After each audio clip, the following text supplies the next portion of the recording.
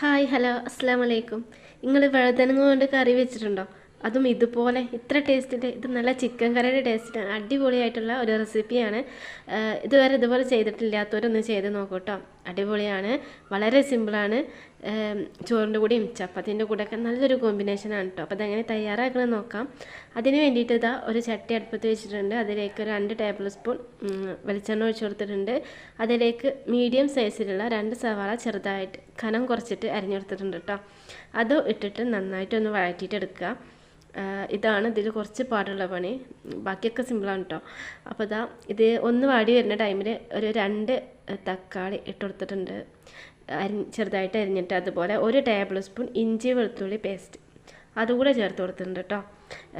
ഇനി ഇത് നന്നായിട്ടൊന്ന് വഴറ്റി കിട്ടണം. തീ ഒന്ന് കുറച്ച് വെച്ചിട്ട് അടച്ചു വെച്ചിട്ട് നന്നായിട്ട് സോഫ്റ്റ് ആവണ വരെ ഒന്ന് വഴറ്റി കൊടുക്കുക. നന്നായി വഴറ്റി വരുമ്പോൾ ഇതാ ഒരു 1.5 ടേബിൾ സ്പൂൺ മുളക് പൊടി ചേർത്ത് കൊടുത്തിട്ടുണ്ട്. അതുപോലെ 1.5 ടേബിൾ സ്പൂൺ മല്ലിപ്പൊടി, ഒരു 1/2 ടീസ്പൂൺ മഞ്ഞൾപ്പൊടി, ഇത്രയും ചേർത്ത് കൊടുത്തിട്ടുണ്ട്.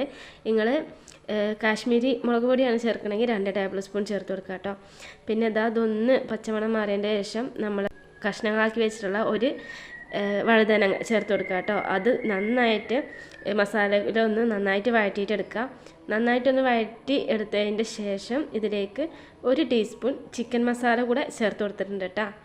അതിൻ്റെ ശേഷം നമ്മൾ ആവശ്യത്തിനുള്ള വെള്ളം ഒഴിച്ച് കൊടുക്കുക. ആവശ്യത്തിന് വെച്ചാൽ ഞാനിവിടെ 1 ഗ്ലാസ് വെള്ളമാണ് ഒഴിച്ച് കൊടുത്തിട്ടുള്ളത്. അത് ഒഴിച്ച് കൊടുക്കുക. കറിയിലേക്ക് ആവശ്യമായിട്ടുള്ള ഉപ്പൂടെ ചേർത്ത് കൊടുത്തിട്ട് അടച്ച് വെച്ചിട്ട് വേവിച്ചെടുക്കുക കേട്ടോ.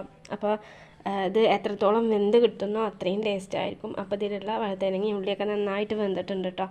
ഇനി ഇതിലേക്ക് ഒരു 1/2 കപ്പ് തേങ്ങാപ്പാലാണ് കേട്ടോ ചേർത്ത് കൊടുക്കുന്നത്. ഇനി ഇത് തേങ്ങാപ്പാൽ ഒഴിച്ചിട്ട് നന്നായിട്ടൊന്ന് മിക്സാക്കി എടുത്തിട്ട് ഇതൊന്ന് കുറുകി കിട്ടണം കേട്ടോ. അധികമൊന്നും വേണ്ട, നന്നായി തിളച്ചിട്ട് ഒന്ന് കുറുകി വരുമ്പോൾ നമുക്ക് തീ ഓഫ് ചെയ്യാം. ഇനി ഇതിലേക്ക് നല്ലൊരു താളിപ്പാണ് കേട്ടോ വേണ്ടത്. അതിന് വേണ്ടിയിട്ട് കുറച്ച് എണ്ണ ഒഴിച്ച് കൊടുത്തിട്ടുണ്ട് ചട്ടിയിൽ. എണ്ണ ചൂടായി വരുമ്പോൾ ഒരു 1/2 ടീസ്പൂൺ കടുക് ഇട്ട് കൊടുക്കുക. അതുപോലെ തേങ്ങ കൊത്താണ് കേട്ടോ ഞാൻ ചേർത്ത് കൊടുത്തിട്ടുള്ളത്. തേങ്ങ കൊത്ത് ഇഷ്ടമുള്ളവരായി ചേർത്ത് കൊടുക്കുക കേട്ടോ. അത് ഇട്ട് കൊടുക്കുക. അത് മൂത്ത് വരുമ്പോൾ വറ്റൽമുളക്, കറിവേപ്പില ഇത്രയും ഇട്ടിട്ട് നമ്മുടെ ആ കറിയിലേക്ക് ഒഴിച്ചു കൊടുക്കുക. എൻ്റെ സാറേ നല്ല അടിപൊളി ടേസ്റ്റാണ് കേട്ടോ. അപ്പോൾ നല്ല ചിക്കൻ കറിയുടെ നല്ല ടേസ്റ്റുള്ള വെജിറ്റേറിയനൊക്കെ ഇഷ്ടപ്പെടുന്നവർക്ക് ഇത് ഉറപ്പായിട്ടും ഇഷ്ടമാവും കേട്ടോ. അല്ലാത്തവർക്ക് ഇഷ്ടമാവും. അപ്പോൾ ഇതുപോലെ ട്രൈ ചെയ്യാത്തവരൊക്കെ ഒന്ന് ചെയ്ത് നോക്കാം. എൻ്റെ വീഡിയോ നിങ്ങൾക്ക് ഇഷ്ടമായിട്ടുണ്ടെങ്കിൽ ലൈക്ക് ചെയ്യാനും കമൻറ്റ് ചെയ്യാനും സപ്പോർട്ട് ചെയ്യാനും മറക്കല്ലേ. ഇൻഷാ അല്ലാഹ് പുതിയൊരു വീഡിയോ ആയിട്ട് വീണ്ടും കാണാം. Thank you.